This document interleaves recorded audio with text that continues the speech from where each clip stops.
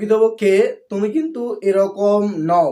কিছুটা খারাপ অভ্যাস আর কিছুটা খারাপ মানুষের সংস্পর্শে এসে তুমি নিজের সেই সত্তাটাকে হারিয়ে ফেলেছো।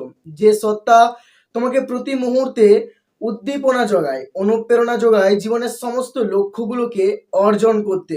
কিন্তু ভুলে যেও না বা এটা ভেবো না যে তুমি একেবারেই শেষ হয়ে গেছো। তোমার মধ্যেও সেই কোয়ালিটি আছে, তোমার মধ্যেও সেই আত্মবিশ্বাস আছে। তবে প্রয়োজন সঠিক মানুষের সান্নিধ্যে আসা, সঠিক ঘটনার সান্নিধ্যে আসা এবং সঠিক অভ্যাসের সান্নিধ্যে আসা। সঠিক মানুষ তথা সৎ পথে এবং সঠিক পথে আসো, দেখবে জীবন তোমার বদলে যাবে। আজ তুমি খারাপ মানুষের সংস্পর্শে এসেছো বলে তোমার মধ্যে আত্মবিশ্বাসের অভাব বোধ হচ্ছে এবং তোমার মধ্যে বারে বারে এই ভাবনাটাই আসছে যে আমি বোধহয় পারবো না। তুমিও পারবে, তোমার ভেতরেও সেই ক্ষমতা আছে সমস্ত লক্ষ্য আর স্বপ্নগুলোকে অর্জন করার জন্য। কিন্তু তুমি পারছো না, কারণ তুমি আজ এখন যেখানে দাঁড়িয়ে আছো সেটা তোমার জন্য যোগ্য নয়।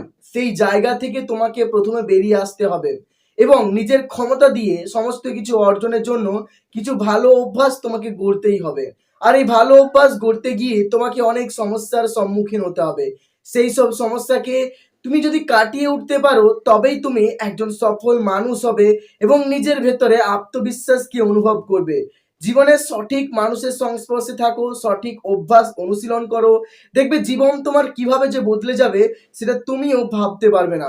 আর যেভাবে আর তুমি যতদিন পর্যন্ত নিজেকে কোনো খারাপ মানুষ তথা খারাপ ঘটনা, খারাপ অভ্যাসের সংস্পর্শে রাখো, তোমার জীবন না চাইতেও একটু একটু করে ধ্বংস হয়ে যাবে। তুমি সেটা সাক্ষী থাকবে, তুমি চাইবে মনে প্রাণে সেটাকে বদলাতে, কিন্তু তুমি পারবে না। জীবনে যদি সফল হতেই হয় তবে কিছু ভালো পন্থা অবলম্বন করো, ভালো মানুষের সংস্পর্শে আসো, জীবন বদলে যাবে। তুমি কিন্তু এরকম নও, তোমার মধ্যেও সেই ক্ষমতা আছে, শুধু ক্ষমতাকে সঠিকভাবে ব্যবহার করো।